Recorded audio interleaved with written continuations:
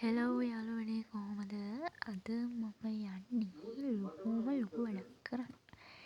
ඉතින් වෙනද වගේ වැඩට තමයි යන්නේ. ඉතින් වැඩට යන්නේ වෙනද විදිහට නෙවෙයි විශේෂ වැඩ කටයුත්තක් සඳහා. පේනව නේද අපේ ගම. මම ඉතින් තාත්තට කියලා බයික් එකේ පාරට දාගන්නවා බස් එකට. දැන් මම බස් එකේ යන ගමන්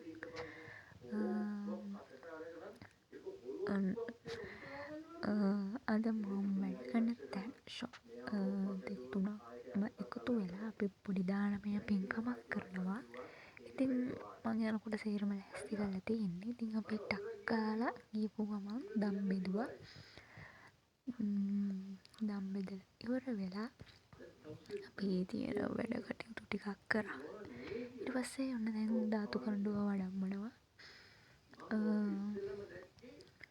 ඇත්තටම මේක අපි එක සැරේට ප්ලෑන් කරලා කරපු දෙයක් නෙවෙයි. කතා වෙලා මෙහෙම දෙයක් කරමු කියලා අපි කට්ටියම එකතු වෙලා කරපු ලස්සන වැඩක්. ඉතින් ඒක අද හොඳට ලස්සනට ඒ වැඩේ කෙරුණා. ඉතින් හාමුදුරුවෝ 5 නමක් වෙනම කරලා අපි ලස්සනට ඒ දානේ පින්කම් වැඩ කටයුතු අපි ලස්සනට කරා. ඇත්තටම ජීවිතේ ඉතින් මේ වගේ අවස්ථා තියෙන්න ඕන. අපි හම්බ කරන දේවල් වලින් අපි මේ වගේ පින් වැඩවලට හොඳ වැඩවලට වෙන් කරන්නත් ඕනේ. හැමදාම කාලා බීලා චුලි කරලා ඉඳලා වැඩක් නැහැනේ. මේ වගේ හොඳ දේවලුත් අපි කරන්න ඕනේ ළමයි.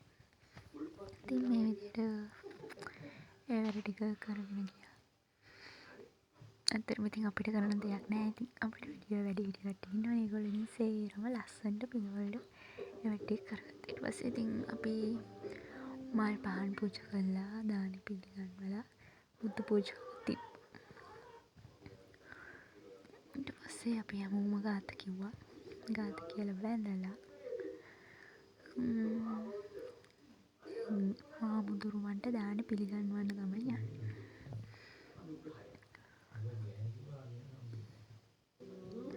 ඔය විදිහට දානි පිළිගැන්වුවා හාමුදුරුවන්ට. ඇත්තටම අද මාරම සතුටු දවසක්. සතුටුම දවසක් කියන්නේ ඉතින් මේ වගේ දවස් අපේ ජීවිතේට හැමදාම එන්නේ නැහැ නේ. ඉතින් ළමයි vlog එක ඉවරයි. ආයේ අපි ලස්සන vlog එකකින් හම්බ වෙමු.